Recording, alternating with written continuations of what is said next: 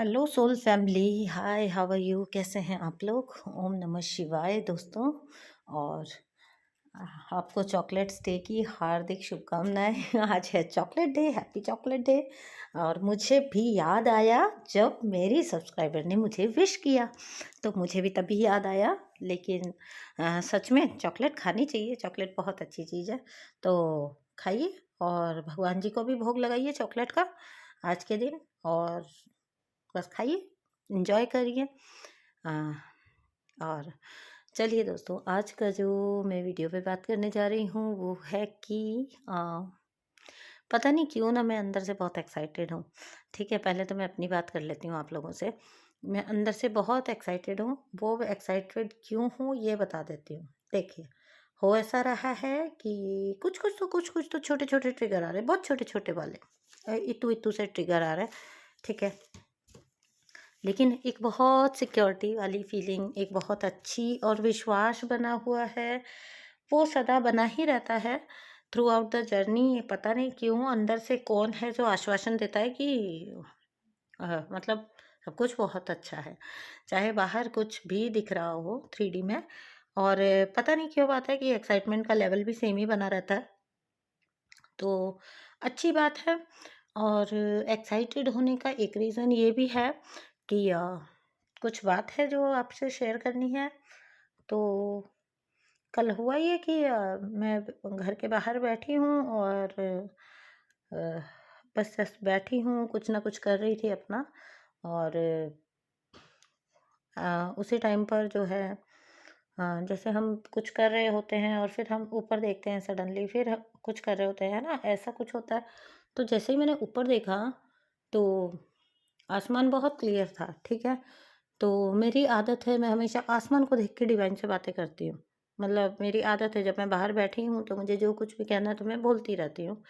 मन ही मन में चल रहा होता है कि ठीक है, ये बात वो बात, कुछ भी यूनिवर्स से जो भी बातें करनी होती हैं। एट दैट टाइम सडनली मुझे जो दिखाई देता है, जहाँ पे मैं बैठी हूँ वहाँ पे क्या है कि कम से कम भी 10-12 फीट की दीवार होगी। ओके, 10-12 फीट की जो बाउंड्री वॉल है बड़ी बड़ी, उसके ऊपर आप 6-7 फीट और लगा लीजिए। तो आपको पता है कि जब बाउंड्री वॉल है तो ऑब्वियसली वो 10-12 फीट से ऊपर फिर आसमान दिख रहा है। और उसी आसमान को मैं देख रही थी दूर बैठी हुई। ठीक है, अपने घर के बाहर बैठी हुई, बाउंड्री वॉल थोड़ी दूर में है। तो उसके ऊपर 6-7 फीट ऊपर और लगा लीजिए। सडनली मैं क्या देखती हूँ कि 2 कागज उड़ रहे हैं, 2 पेज, लिटरली 2 पेज थे वो। और कुछ भी नहीं था, ना वो थैली थी ना कुछ और था। 2 पेज थे जो कि उड़ रहे थे। अब आप लगा लीजिए, मैं जब बोल रही हूँ कि 10-12 फीट की हमारी बाउंड्री वॉल है और उसके ऊपर भी 5-6 फीट, 6-7 फीट ऊपर तक। और मज़े की बात देखिए, उसके नीचे जो है वो पानी का खड्डा है, यानी कि वो ज़मीन नहीं थी, बाउंड्री वॉल के उस साइड में पानी है। तो उसके ऊपर उतना लेवल पर कागज़ उड़ रहा है, कागज़ उड़ रहा है, 2 कागज़। मैं उसको बहुत गौर से देख रही हूँ कि ये पंछी है या क्या है, ये क्या उड़ रहा है इस तरह से। बहुत गौर से देखती हूँ, कागज़ हैं, वाइट कलर है, कागज़ हैं। और थोड़ा येलोइश टाइप के होते हैं, मतलब बिल्कुल एक थोड़े पुराने से कागज़ जो होते हैं। और 2 कागज़ हैं और दोनों ही हवा में हैं, लहरा रहे हैं। अब मैंने जब बोला कि हवा में है, तो मज़े की बात देखिए, एक पत्ता भी नहीं हिल रहा है, हवा बिल्कुल ही नहीं चल रही है। आपको भी पता है कि जब तेज़ भी हवा चल रही होती है, तो भी कागज़ या थैली की क्या टेंडेंसी होती है कि वो मान लीजिए ज़मीन से 2-3 फीट ऊपर हो सकता है, थोड़ा फिर चलता है, उड़ता है, फिर वापस ज़मीन पे पड़ जाता है, फिर वापस उड़ता है, फिर वापस ज़मीन पे पड़ जाता है, ऐसे कर के करता है। इतने ऊँचे लेवल पे 2 कागज़ का होना बिना हवा के, और मुझे समझ ही नहीं आया कि ये है क्या? क्यों हो रहा है? ये कैसे उड़ रहे हैं कागज़? और उस टाइम पर ये सिर्फ़ मैंने नहीं देखा, मैंने अपने बच्चे को आवाज़ लगाई। मैंने बोला, "शान इधर आओ, जल्दी आओ, जल्दी आओ।" वो बच्चा बाहर भागता हुआ आया और मैंने उसको बोला, मैंने कहा, "देखो ये तुमको क्या लग रहा है? कागज़ ही है ना ये?" उसने देखा, बहुत गौर से देखा और ही सेड कि हाँ, ये तो कागज़ ही है। तो मैंने बोला कि ये सामने देखो पेड़ है वहाँ पे।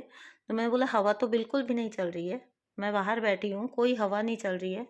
तो फिर ये कागज़ कैसे लहरा रहे हैं? ये तो बाकायदा लहरा रहे हैं। तो बोलता है कि हाँ, ये तो लहरा रहे हैं।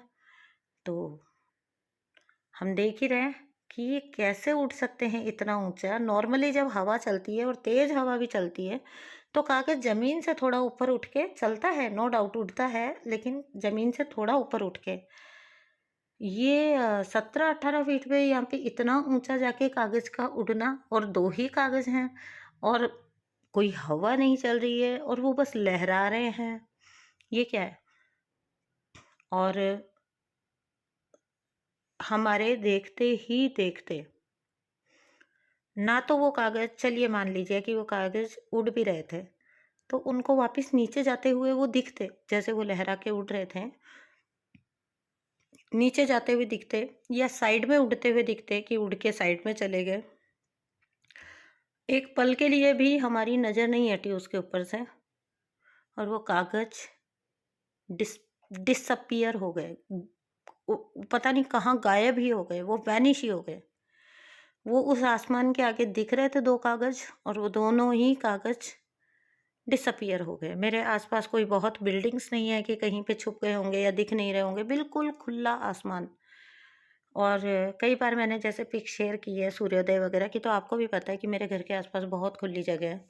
तो हो ही नहीं सकता कि वो कागज़ इस तरह कहीं छुप जाएँ, खुले आसमान में वो कागज़ उड़ते हुए, they just disappeared. And believe me मैं कोई उसमें मैसेज ड्रॉ नहीं कर पाई, ना मुझे कुछ समझ आया कि ये हुआ तो हुआ क्या?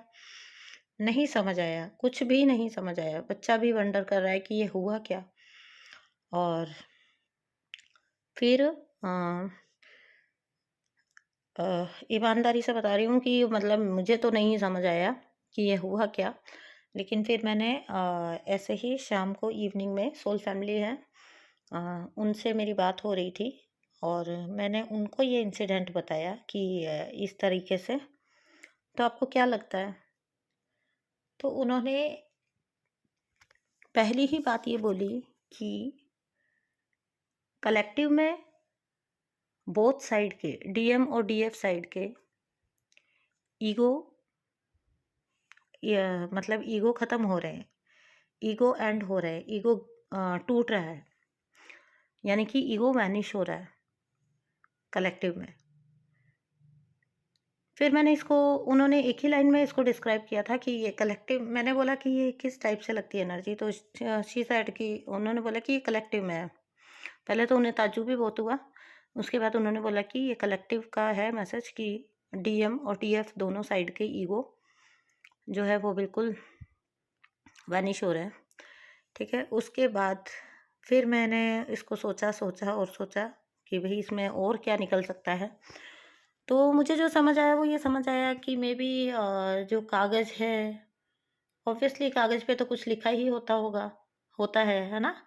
तो जो भी परसेप्शन है, जो जिसे हम नॉलेज मानते हैं इस धरती पे रहते हुए, जिसको हम नॉलेज का नाम देते हैं, ज्ञान का नाम देते हैं, जिस किसी चीज़ से हमारी ईगो जुड़ी हुई है, जिसको हम एग्जिस्टिंग मानते हैं, वो सब कुछ शायद दोनों साइड में बोथ साइड में वैनिश हो रहा है और कहीं न कहीं यूनिवर्स में ही मेल्ट हो रहा है। बिलीव मी वो कागज़ गायब हो गए हमारे देखते ही देखते।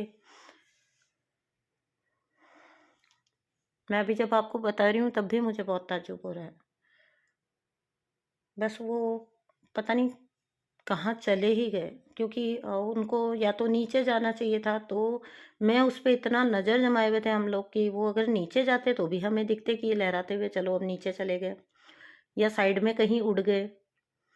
ऐसा कुछ भी नहीं हुआ और ये भी बिल्कुल सच है कि बिल्कुल हवा नहीं चल रही थी, बिल्कुल भी हवा नहीं चल रही थी।